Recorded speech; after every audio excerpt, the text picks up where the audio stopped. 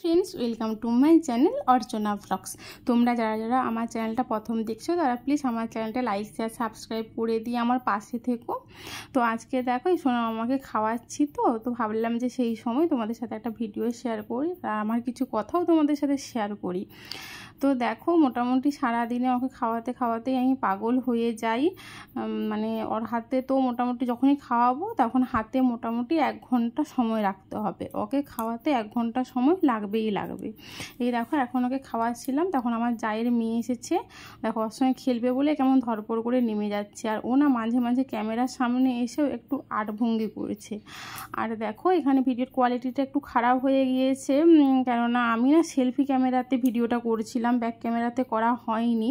মানে প্রথম blog video শুরু করেছি, তো সেই জন্য একটু আধটু ভুল হয়েই গিয়েছে। ব্যাক ক্যামেরাতে করার বদলে সেলফি ক্যামেরাতেই আমি করে নিয়েছি ভিডিওটা। তো দেখো যেহেতু ওর বাবা তো 6 মাস হয়ে গেল আসেনি, তো মানে মন তো প্রচুরই খারাপ, কিন্তু তারই মধ্যে দেখো বাচ্চা নিয়ে না অনেকটা সময় মোটামুটি তাড়াতাড়ি কেটে যায়। ঘরের কাজকর্ম আর ওর এরকম দুষ্টুমি দেখতে দেখতে মোটামুটি ভালোভাবেই আমার দিন কেটে যায়। এই দেখো বাবু এখন চেয়ারে বসে রিল্যাক্স করছে।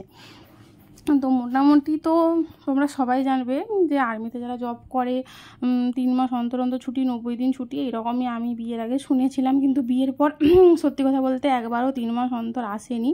প্রতিবার এরকম 6 মাস 7 মাস এইরকমই হয়ে যায়, তারপরে বাড়িতে আসে।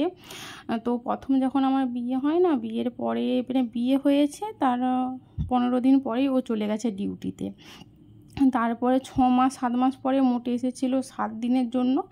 7 দিন পরে আমি গেছিলাম ওর সাথে, মানে যেখানে পোস্টিং ছিল সেখানে আমি গেছিলাম।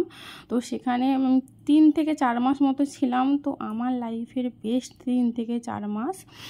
আমার বিয়ের পরে মানে এইভাবে তো আমি ফজবাবুকে একদমই কাছে পাইনি। সেই 3-4 মাসই আমার জীবনের একদম সেরা মুহূর্ত ছিল এই 3.5 বছরের বিয়েতে। তো যাই হোক সেই দিনগুলোর কথা মনে করেই আমি এখন দিন কাটাই। তারপরে যখন 3-4 মাস পরে চলে এলাম, আবার ও আমাকে ছেড়ে দিয়ে অন্য জায়গাতে ডিউটি চলে গেল না, তখন আবার প্রচুর মন খারাপ হচ্ছিল। তখনই ভাবলাম যে একটা বেবি নেওয়া দরকার।